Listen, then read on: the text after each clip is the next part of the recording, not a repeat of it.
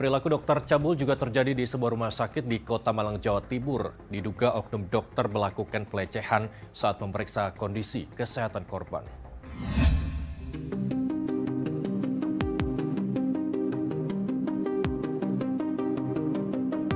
Dalam unggahan di Instagram, korban berinisial Q asal Jawa Barat membagikan curhatan dirinya dilecehkan oknum Dr. Y di sebuah rumah sakit di Kota Malang pada periode 28 September 2022 silam.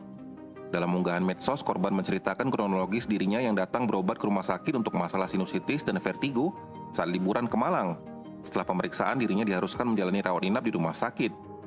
Anehnya, pelaku meminta nomor HP pribadi korban untuk alasan memudahkan penanganan medis. Namun kenyataannya pelaku malah melakukan spam chat kepada korban. Puncaknya saat oknum Dr. Y tiba-tiba datang ke dalam kamar korban dengan modus cek kesehatan. Alih-alih cek kesehatan, pelaku justru berusaha menyentuh area sensitif korban.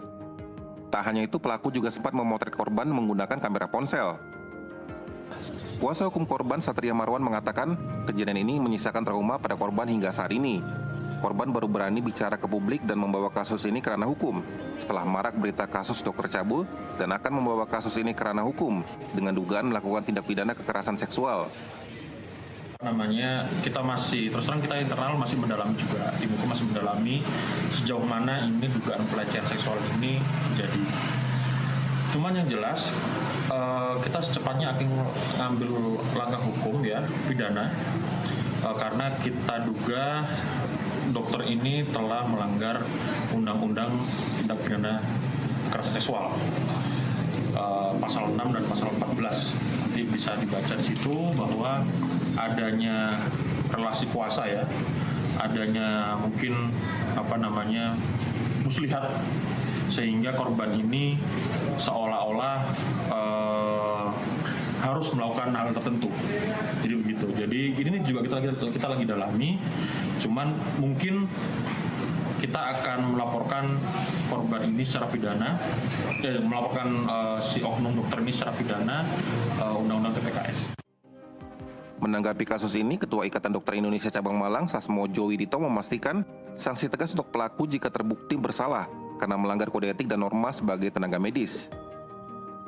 Dokter ya, terutama profesional, memang harus ikut norma.